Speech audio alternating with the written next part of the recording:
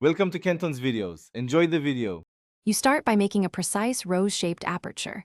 Cut a small rose outline in black cardstock, about 1/2 inch across the center. Once done, attach that mask to your lens with tape or a snug rubber band so the shape sits dead center. Use a 50 mm or longer lens and set the camera to the widest aperture available, f/1.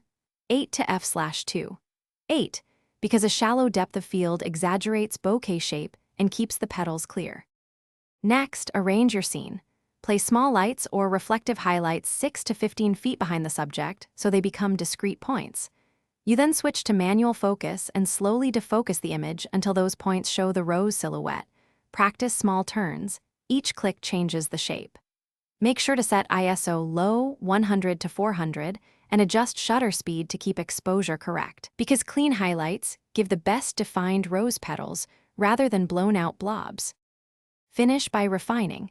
If the rose edges are soft, move the cardstock mask closer to the lens for crisper petals or recut the pattern slightly smaller. Once done, change the background light distance to control bokeh size and intensity. Closer lights make larger roses. If you see unwanted halos or diffraction, make sure you do not over-defocus. Try stopping down to f/2, 8 or f/4, and check the mask edge for stray paper fibers. Clean edges make the cleanest rose shapes. Thanks for watching. Consider subscribing if we helped you.